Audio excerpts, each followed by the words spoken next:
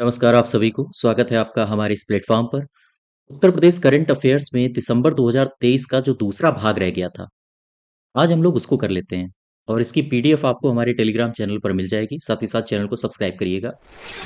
Question number पहले में देखो, दिसंबर 2023 में भाजपा के राष्ट्रीय अध्यक्ष जगत प्रसाद नड्डा, इनका नाम है जेपी नड्डा, आम तौर पर ये इसी के नाम से हाँ, ये शॉर्ट नेम से ज़्यादा चर्चित रहे हैं।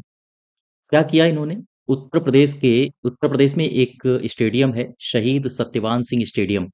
वहां पर इन्होंने सांसद खेल महाकुंभ के जिला स्तरीय आयोजन का शुभारंभ किया है। प्रश्न को एक बार फिर समझो। कह रहे हैं नड्डा साहब ने सांसद खेल महाकुंभ के जिला स्तरीय आयोजन का शुभारंभ किया है। कहाँ? ये किया है शहीद सत्यवान सिंह स्टेडियम में। आपसे केवल इतना पूछा है कि ये स्टेडियम है कहाँ? आप बता दीजिए। ये स्टेडियम है बस्ती में। और ये जो गोंडा है, ये क्यों चर्चा में रहा? दरअसल गोंडा में एक छात्रा हैं, इनका नाम है वैष्णवी वैष्णवी मिश्रा। ठीक है? ये इनको ये क्यों चर्चा में रही हैं? दरअसल इनको ट्रैफिक, ये दिसंबर की ही बात है, इनको ट्रैफिक इंस्पेक्टर बनाया गया है। तो ये भी आप याद रखिए, ये ट्रैफिक इंस्पेक्टर बनी है। और गोंडा में कोठारी बंधुओं की स्मृति में, ऐसे याद रखो, कोठारी जो बंधु हैं, ये कोठारी बंधु कौन है? दरअसल कार सेवा जब हो रही थी बाबरी मस्जिद कांड के समय, तो उसमें दो भाई थे, एक थे राम कोठारी और एक थे शरद कोठारी। तो इनकी वहां पर हत्या हो गई थी और इन्हीं की याद में या इन्हीं की स्मृति में, कोठारी बंधुओं की स्मृति में, इसी गोंडा में कोठारी बंधुओं की स्मृति में, हाँ, ये गोंडा में एक धर्मशाला बन रहा है, धर्मशाला बनाया गया है। ठीक है, इसको भी ध्यान रखिए आप। और ये जो प्रयागराज है, ये तो गोंडा की बात हो गई। प्रयागराज अभी हाल ही में क्यों चर्चा में आया था, बता सकते हो आप? प्रयागराज की एक देवी जी हैं, इनका नाम है स्मिता श्रीवास्तव। ठीक है, ये क्यों चर्चा में रही? दरअसल स्मिता श्रीवास्तव जी के जो बाल हैं, वो सबसे लंबे हैं। ठीक है, सबसे लंबे। अच्छा, कैसे पता? क्योंकि इन्होंने बालों को लेकर अपना नाम दर्ज करवाया है Guinness book of world record में। ठीक है, तो ये रिकॉर्ड इनके नाम है।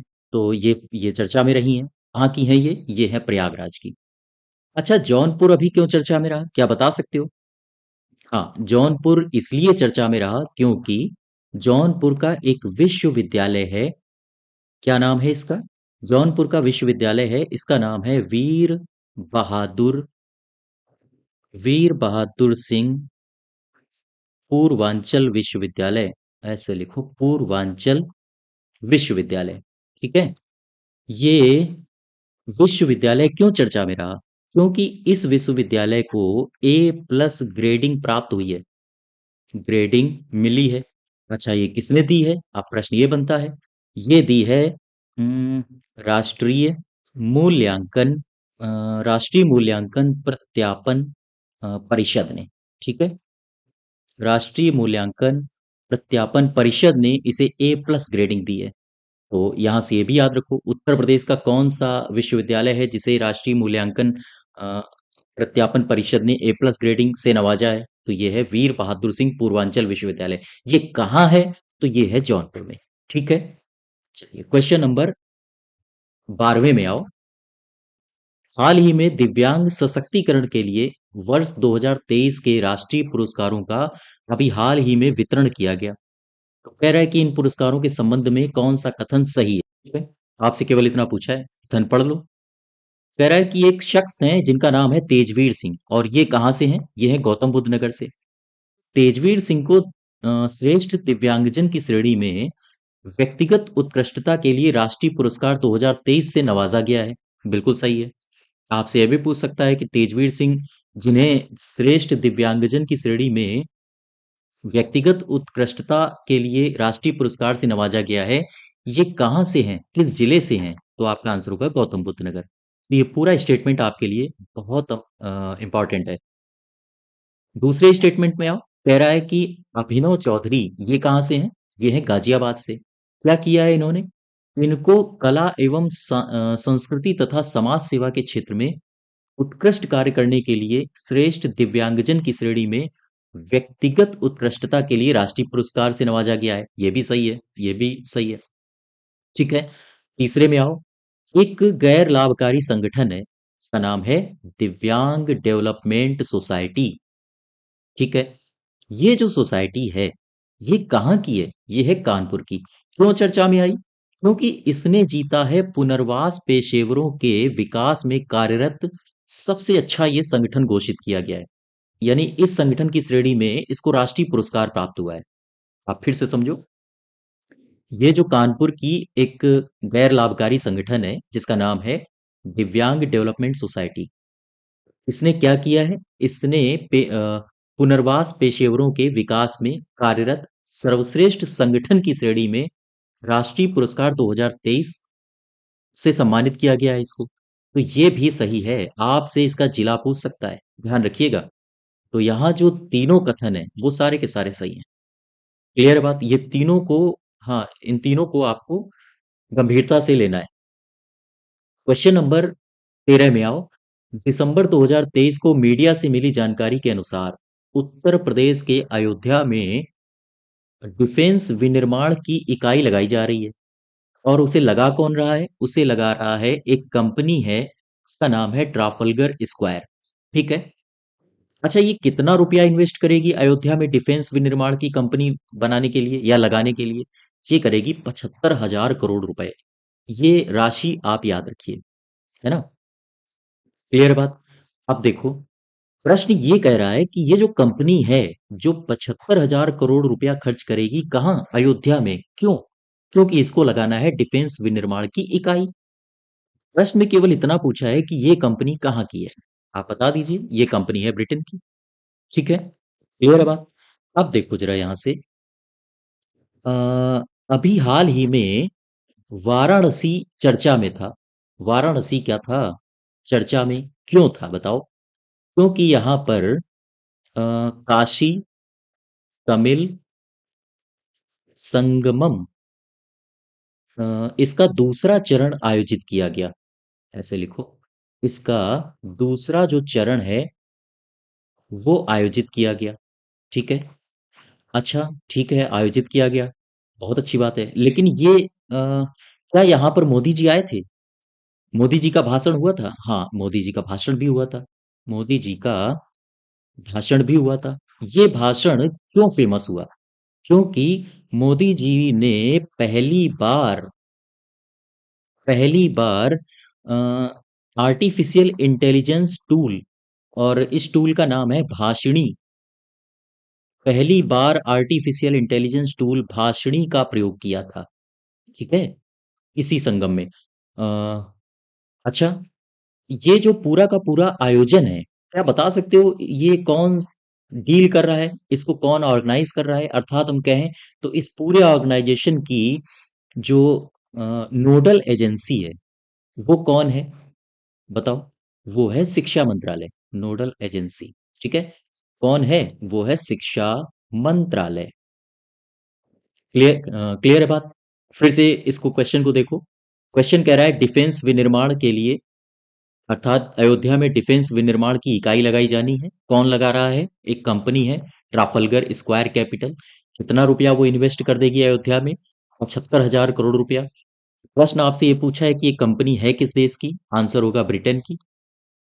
वाराणसी अभी चर्चा में क्यों रहा? क्योंकि यहाँ काशी तमिल संगमम का दूसरा चरण इसका आयोजित किया गया। ठीक है। काशी तमिल संगम का दूसरा चरण आयोजित किया गया। मोदी जी ने इसमें भाषण दिया।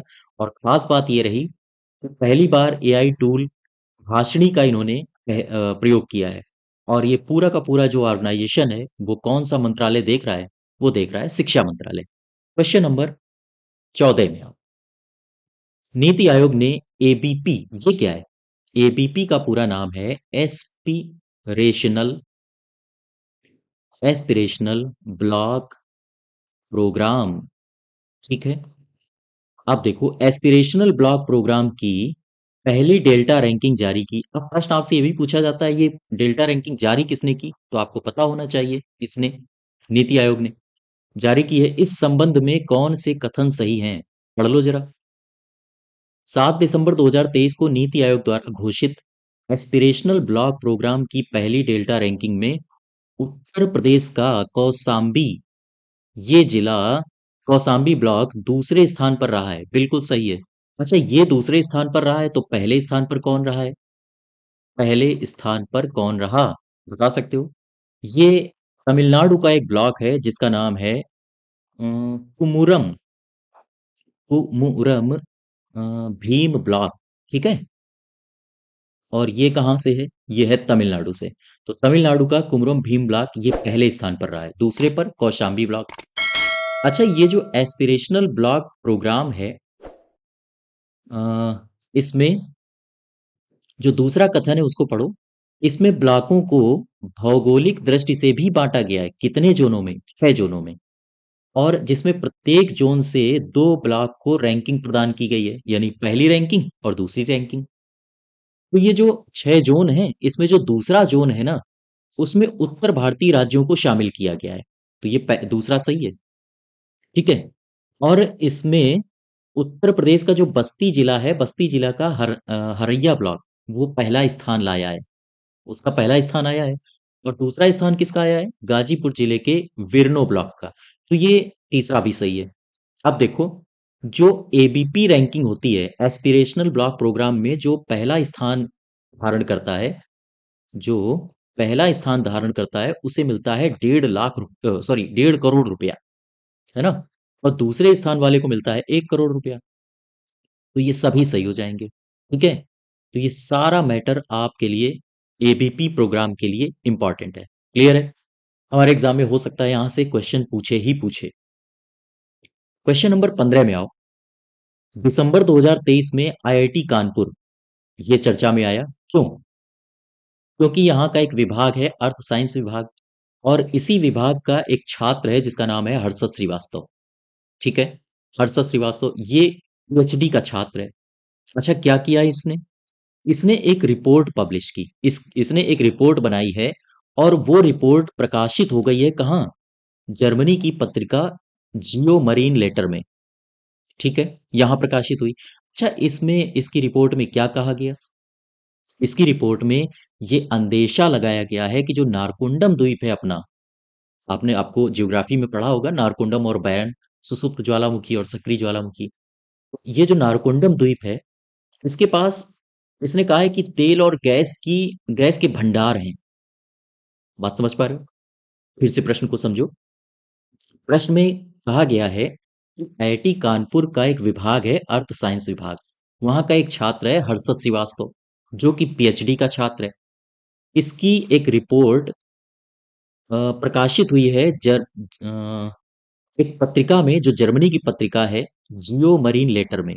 और इस रिसर्च में कहा गया है कि जो नारकुंडम द्वीप है, यहाँ तेल और गैस की अपार संभावनाएं हैं।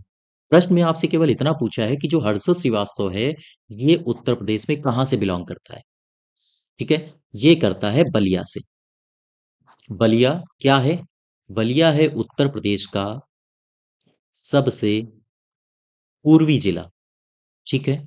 सबसे पूर्वी जिला। अच्छा, तो ये जो इसकी रिपोर्ट है, अगर इसकी रिपोर्ट में थोड़ी सी भी सच्चाई हुई, या हम कह सकते हैं कि इनकी रिपोर्ट, हर्षद श्रीवास्तव जी की जो रिपोर्ट है, वो अगर सही हुई, तो आप सोच के देखिए देश को कितनी आर्थिक मजबूती मिलेगी।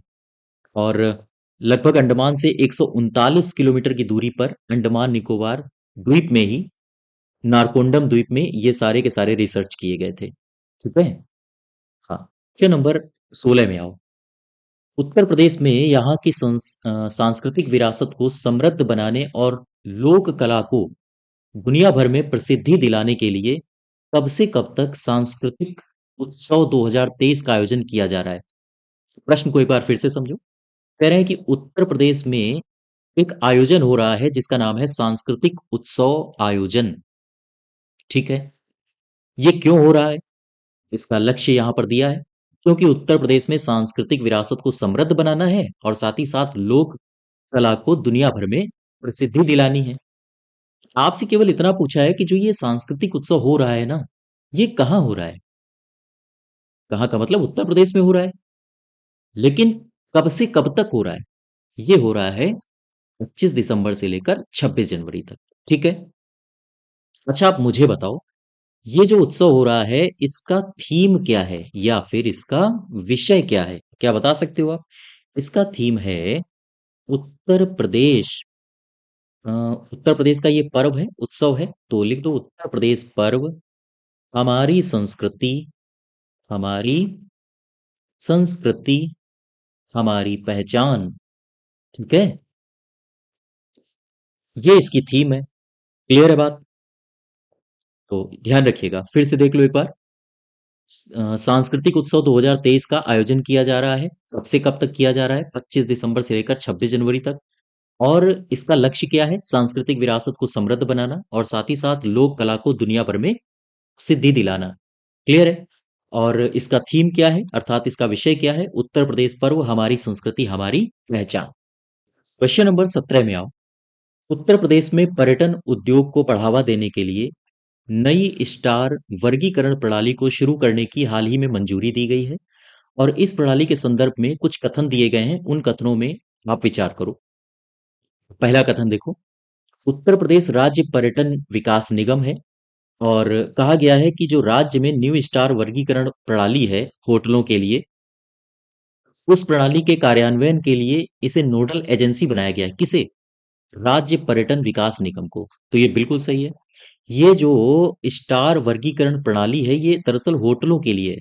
आप किसी होटल में ठहरे जाके, वहां होटल की सुविधाएं कैसी हैं, उसने कैसा आपके साथ ट्रीट किया, आपको सुविधाएं किस स्तर की दी गई, तो उसमें आप होटल को स्टार दे सकते हो इस प्रणाली में। अच्छा, इस प्रणाली में थोड़ा सा चेंजमेंट किया है कि आप अगर इस होटल को सबसे टॉप लेवल का होटल अ, मान के या सुविधाएं इसकी कंज्यूम करके इसको रेटिंग देते हो, पांच की पांचों रेटिंग देते हो, यानी 5 स्टार देते हो, तो उसे देखा जाएगा प्लेटिनम श्रेणी के अंतर्गत।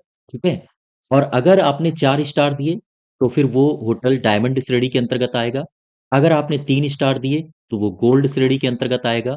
साथ ही साथ 2 स्टार के लिए सिल्वर, और 1 स्टार, 1 स्टार के लिए ब्रॉन्ज श्रेणी है। ठीक है? तो जो सबसे शानदार आप रेटिंग दोगे तो उसके लिए सबसे शानदार जो श्रेणी होगी वो प्लेटिनम श्रेणी होगी। तो वही कहा गया है। कह रहा है कि इस वर्गीकरण प्रणाली में 5 अलग अलग श्रेणियां हैं। प्लेटिनम श्रेणी, डायमंड, गोल्ड, सिल्वर, ब्रॉन्ज। ये श्रेणियां पर्यटन मंत्रालय द्वारा निर्धारित हैं और उद्योग की पारंपरिक स्टार रेटिंग क्रमशः 5 स्टार, 4, 3, 2 और 1 स्टार वर्गीकरण के अनुरूप है। तो हमारे एग्जाम में पूछा जा सकता है कि 5 जो स्टार होगा वो 5 स्टार कौन सी श्रेणी को दर्शाएगा? यहां पर लिख देगा 4 ऑप्शन, प्लेटिनम, गोल्ड, ब्रॉन्ज या फिर डायमंड। तो आप ध्यान रखिएगा, है ना? तो ये दोनों कथन सही है। क्लियर बात? क्वेश्चन नंबर 18 में आओ। कह रहा है कि प्रदेश के जो 57 जिले हैं, 57 जिलों में हाल ही में साइबर क्राइम थाने खोले जाने के लिए प्रस्ताव को मंजूरी मिल गई है। यानी कि हम ये अगर आपसे पूछें कि प्रदेश में साइबर क्राइम थाने कितने जिलों में खुल रहे हैं, तो आंसर होगा 57। ठीक है? अब इसके संबंध में कुछ कथन दिए गए हैं जहां पर विचार करो। बताओ कौन सा सही है? पहला कथन है, उत्तर प्रदेश में जो सभी मुख्यालय हैं, सभी मुख्यालय का मतलब 18 मंडल के मुख्यालयों में साइबर क्राइम थाने मौजूद हैं। हाँ बिल्कुल सही है, मौजूद हैं, अभी तो सही है, आगे बढ़ो। और जो 18 मंडल के मुख्यालय हैं वहां पर जो साइबर क्राइम थाने हैं, उनका आईजी स्तर का अधिकारी उनको देखता था। लेकिन जब से जनपदों में साइबर क्राइम थाने स्थापित हो जाएंगे, जो 57 है, ये स्थापित हो जाएंगे, तब आईजी लेवल का अधिकारी इनको नहीं देखेगा, बल्कि इनको देखेगा पुलिस अधीक्षक। इन थानों को देखेगा, अर्थात इसकी जिम्मेदारी पुलिस अधीक्षक की होगी। तो ये कथन बिल्कुल सही है। ठीक है? दूसरे में आओ। साइबर क्राइम में कन्विक्शन के मामले में उत्तर प्रदेश देश में पहले स्थान पर है। प्रतिबद्धता के मामले में उत्तर प्रदेश पहले स्थान पर है। अब आप सोच के देखो, जो उत्तर प्रदेश का, अगर हम बात करें कन्विक्शन रेट क्या है, उत्तर प्रदेश का कन्विक्शन रेट क्या है, तो उत्तर प्रदेश का मालूम है सबसे ज्यादा है, 87.8%। और अगर हम भारत की बात करें यानी देश का कन्विक्शन रेट क्या है? कन्विक्शन रेट, तो इसका जवाब होगा जो पूरे देश का है वो 50% से भी कम है, लगभग 46.5% है। तो आप देखो लगभग दोगुना है उत्तर प्रदेश का। ये 46% के आसपास मतलब लगभग 45 हो गया और ये लगभग 90 हो गया। तो आप देख के देखो, सोच के देखो, देश की कन्विक्शन रेट से उत्तर प्रदेश का लगभग दोगुना है ना? क्वेश्चन नंबर 18 को एक बार फिर से देखो। कह रहे हैं कि हाल ही में कितने जिलों में साइबर क्राइम थाने स्थापित किए जाएंगे? आंसर होगा 57। ठीक है, यहां से कौन कौन से क्वेश्चंस बन सकते हैं वो देख लो। और फिर एक क्वेश्चन और बन सकता है कि अभी जो 18 मंडल में साइबर क्राइम थाने, उनकी निगरानी कौन करता है? आईजी स्तर का अधिकारी। जब ये 57 जिलों में साइबर क्राइम थाने बन जाएंगे तब कौन इनकी निगरानी करेगा? पुलिस अधीक्षक लेवल का अधिकारी। ठीक है, और साइबर क्राइम कन्विक्शन के मामले में देश में पहला स्थान कौन रखता है? हमारा उत्तर प्रदेश। उत्तर प्रदेश का एक जिला है, इसका नाम है गोरखपुर। ये अभी चर्चा में क्यों रहा? गोरखपुर। ठीक है, ये चर्चा में क्यों रहा? क्योंकि यहाँ पर एक प्रतियोगिता हुई है। इस प्रतियोगिता का क्या नाम है? इस प्रतियोगिता का नाम है राष्ट्र संत, याद रखिएगा ये हमारे एग्जाम में पूछा जाता है, ब्रह्मलीन, राष्ट्र संत ब्रह्मलीन महंत अवेघनाथ, अवेघनाथ जी महाराज पंचम अखिल भारतीय, कैसे लिखेंगे? अखिल भारतीय। ठीक है, अखिल भारतीय कबड्डी चैंपियनशिप हुई है, अखिल भारतीय प्राइज मनी, हाँ, प्राइज मनी कबड्डी प्रतियोगिता, और ये पुरुषों की है प्रतियोगिता, और ये हुई है 2023 में, अभी हुई है। क्या बता सकते हो, ये हुई तो गोरखपुर में है लेकिन इसको जीता किसने है? ये कौन जीता है? जीता है, जीता का मतलब कौन विनर रहा है? विनर रहा है उत्तर प्रदेश। ठीक है, आप फिर से देखो, इस प्रतियोगिता का नाम है अखिल भारतीय प्राइज मनी कबड्डी प्रतियोगिता, और ये किसकी है? ये है पुरुषों की। ठीक है, पुरुषों की है और इसको जीता है उत्तर प्रदेश ने। क्वेश्चन नंबर 20 में आओ। उत्तर प्रदेश पर्यटन विभाग ने एक एमओयू यानी मेमोरेंडम ऑफ अंडरस्टैंडिंग साइन किया, इसके साथ ये किया है messrs Rajas aero sports and adventure private limited के साथ। क्यों किया? कुछ तो कारण होगा। हाँ, ये किया इसलिए है ताकि हेलीकॉप्टर सेवा शुरू की जा सके। काहे के लिए? पर्यटकों को भ्रमण कराने के लिए। हाँ, ये दो स्थान दिए हैं, आपको इनको देखना है कहाँ कहाँ शुरू की गई है। ये शुरू की गई है आगरा और मथुरा में। फिर से क्वेश्चन समझो। क्वेश्चन में कहा गया है कि एक पर्यटन विभाग है उत्तर प्रदेश का, उसने एक एमओयू साइन किया है एक कंपनी के साथ। इस कंपनी का नाम है messrs Rajas aero sports and adventure private limited. काहे कि ये एमओयू इसने काहे सिग्नेचर किया है? हेलीकॉप्टर सेवा शुरू करने के लिए। क्या करेगा? क्यों ये सेवा शुरू करी जा रही है? ताकि जो पर्यटक हैं उनको घुमाया जा सके। कहाँ ये शुरू की गई है सेवा? ये शुरू की जाएगी आगरा और मथुरा में। ठीक है, क्लियर है बात? क्या एक अभी विश्वविद्यालय है, मुझे बताओ, एक विश्वविद्यालय है जो अभी चर्चा में रहा, इसका नाम है लवी। लवी का मतलब है लखनऊ, लखनऊ विश्वविद्यालय। ठीक है, विश्वविद्यालय। ये अभी चर्चा में क्यों रहा? क्या बता सकते हो आप? क्योंकि इस विश्वविद्यालय को यूजीसी, यूजीसी मतलब विश्वविद्यालय अनुदान आयोग, यूजीसी ने इसे श्रेणी एक यानी पहली श्रेणी का विश्वविद्यालय घोषित किया है। पहली श्रेणी का इसे विश्वविद्यालय घोषित किया है। ठीक है, घोषित किया। अच्छा ठीक है, अच्छी बात है ये तो। अब ये जब पहली श्रेणी का यूजीसी किसी भी विश्वविद्यालय को घोषित कर देता है, क्या होता है उसके साथ? दरअसल उस विश्वविद्यालय को बहुत सारे अधिकार मिल जाते हैं, जैसे विश्वविद्यालय यूजीसी की मंजूरी के बिना नए पाठ्यक्रम को लॉन्च कर सकता है ना? जैसे अनुसंधान पार्क या नवाचार केंद्र की स्थापना कर सकता है विश्वविद्यालय। और साथ ही साथ जैसे अगर लखनऊ विश्वविद्यालय को आवश्यकता पड़ी कि वो विदेशी प्रोफेसरों की नियुक्ति करे, तो फिर उसे यूजीसी से पूछना नहीं पड़ेगा, परमिशन लेने नहीं लेनी पड़ेगी ना? तो कई सारे इसको अधिकार मिल जाते हैं। तो इससे लाभ है।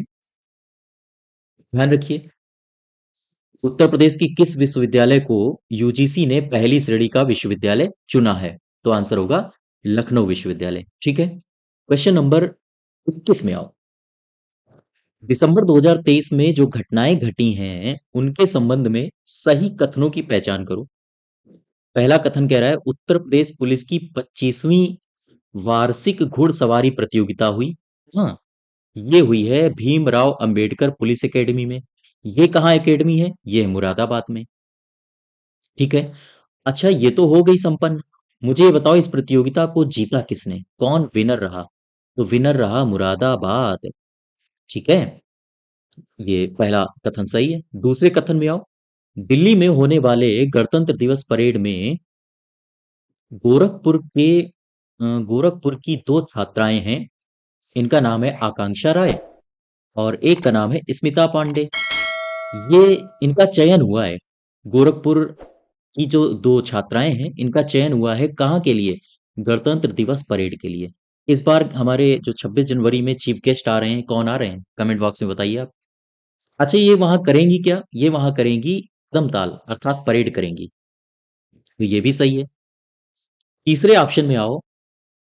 आईपीएल 2024 का जो मिनी ऑक्शन हुआ है और मिनी ऑक्शन में एक टीम है, आपने नाम सुना होगा, रॉयल चैलेंजर्स बेंगलुरु। उसने एक बंदे को खरीदा है, इसका नाम है यश दयाल।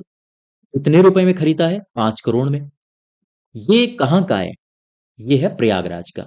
ठीक है। तो ये भी सही है। हमारे एग्जाम में ये पूछा जा सकता है कि हाल ही में मिनी ऑक्शन में रॉयल चैलेंजर्स बेंगलुरु ने यशपाल को 5 करोड़ रुपए देकर खरीदा है। 5 करोड़ में खरीदा है। ये कहाँ से बिलोंग करते हैं, किस जिले से हैं? ये है प्रयागराज से। ऑप्शन नंबर डी में आओ। उत्तर प्रदेश सरकार ने अयोध्या के अंतर्राष्ट्रीय हवाई अड्डे का नाम बदल दिया। क्या रखा है?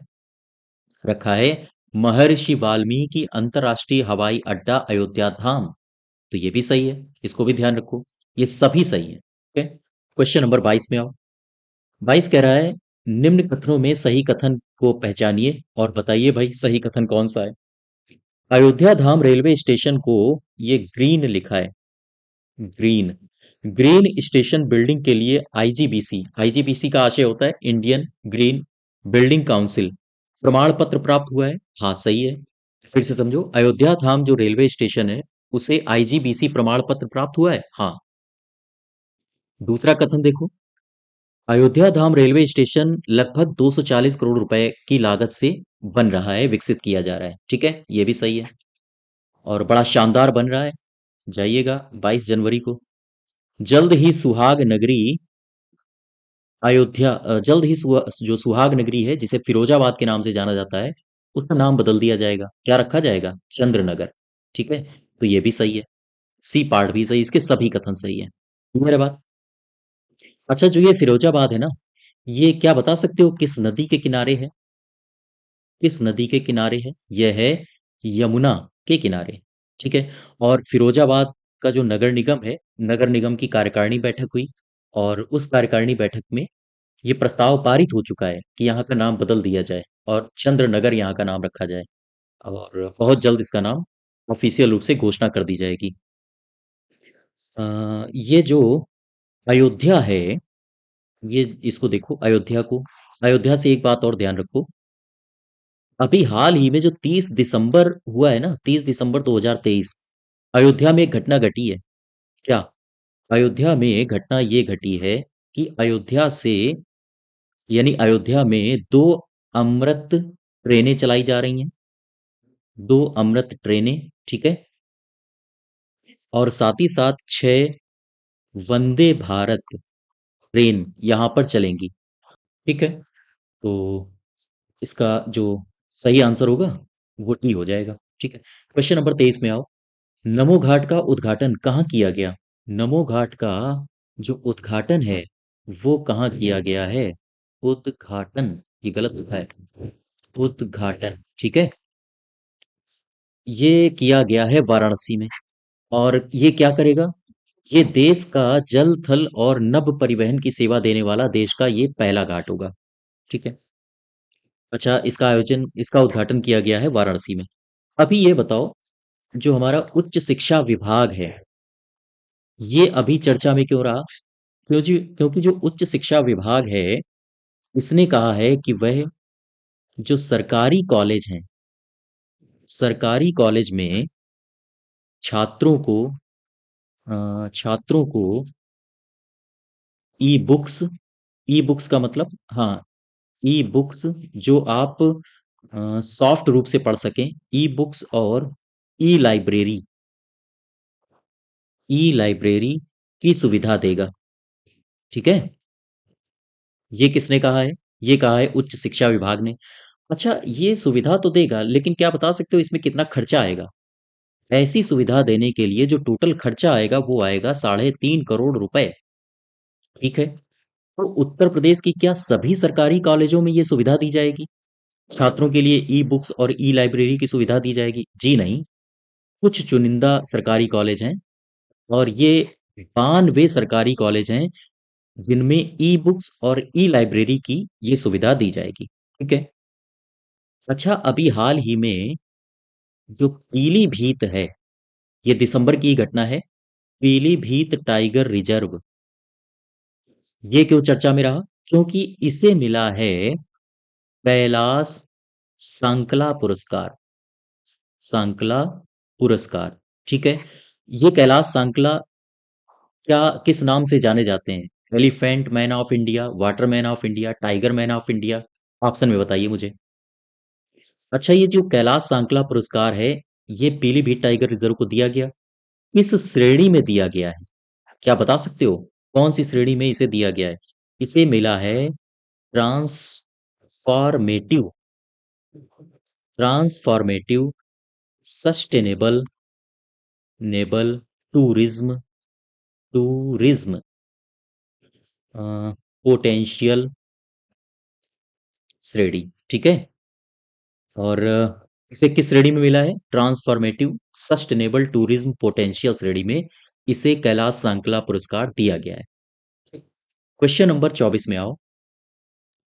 15 जनवरी से 19 जनवरी 2024 तक चलने वाली विश्व आर्थिक मंच की बैठक में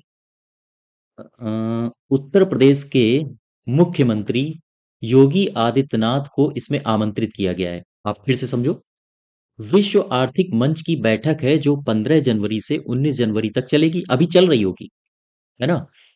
और इसमें निमंत्रण दिया गया है, बुलावा आया है, उत्तर प्रदेश के मुख्यमंत्री जी को बुलाया गया है इसमें। अगर योगी जी इसमें शामिल होते हैं तो वो उत्तर प्रदेश के पहले मुख्यमंत्री बन जाएंगे। प्रश्न आपसे ये पूछा गया है कि विश्व आर्थिक मंच की बैठक ये कहाँ हो रही है? ये हो रही है दावोस में। दावोस कहाँ है? स्विट्जरलैंड पे। ठीक है, क्लियर है बात? अच्छा, मुझे एक बात बताओ, अभी दो जिले फेमस हुए हैं, अभी दो जिले चर्चा में रहे हैं, कौन कौन से? एक है अंबेडकर नगर, और एक जिला है, इसका नाम है मुजफ्फरनगर। ये दिसंबर की घटना है। ये दो जिले अभी हाल ही में चर्चा में रहे, क्यों? क्योंकि जो सरकारी योजनाएं होती हैं, सरकारी योजनाएं, ठीक है, सरकारी योजनाओं को लागू करने में लागू करने में इन जिलों ने शीर्ष स्थान प्राप्त किया है। शीर्ष स्थान प्राप्त किया है। तो हमारे एग्जाम में ये पूछा जा सकता है, आप ध्यान रखिएगा। कौन से दो जिले हैं जिन्होंने सरकारी योजनाओं को लागू करने के लिए शीर्ष स्थान प्राप्त किया है, यानी सबसे अव्वल दर्जे के जिले रहे हैं? वो है अंबेडकर नगर और मुजफ्फरनगर। ठीक है, क्लियर है बात? 25 में आओ। अनामिका शर्मा, ये स्काई डाइविंग करती हैं, और ये 13,000 फीट ऊंचाई से इन्होंने छलांग लगाई। तो ये फेमस हो गई, क्यों फेमस हो गई? क्योंकि इन्होंने अद्भुत तरीके से छलांग लगाई है। ये अपने हाथ में लिए थी जय श्री राम नाम का एक ध्वज लिए थी, और उसे लहरा कर इन्होंने छलांग लगाया। साथ ही साथ इन्होंने एक कीर्तिमान भी ऐसा करके बनाया है। तो आपसे प्रश्न में केवल इतना पूछा है कि अनामिका शर्मा ये उत्तर प्रदेश के किस शहर से हैं? आंसर होगा प्रयागराज से। प्रश्न को फिर से समझो। अनामिका शर्मा, जो कि स्काई डाइविंग करती हैं, उन्होंने श्री राम भगवान का ध्वज लिया अपने हाथों में, और 13,000 फीट की ऊंचाई से छलांग लगाई। और ऐसा करने के इन्होंने एक नया कीर्तिमान रचा है। आपसे प्रश्न में केवल इतना पूछा है कि अनामिका शर्मा ये उत्तर प्रदेश के किस शहर से हैं? आंसर होगा प्रयागराज। ठीक है। और प्रयागराज के ठीक बगल में है वाराणसी। वाराणसी। वाराणसी क्यों चर्चा में रहा? क्योंकि अभी अ, वाराणसी से अभी दूसरी वंदे भारत, ये दिसंबर की बात है, वंदे भारत ट्रेन को हरी झंडी दिखाई गई है। ठीक है। हरी झंडी दिखाई गई। किसने दिखाया? ये दिखाया है मोदी जी ने। मोदी जी ने। और ये जो वंदे भारत है, ये कहां से कहां तक चलेगी? ये जाएगी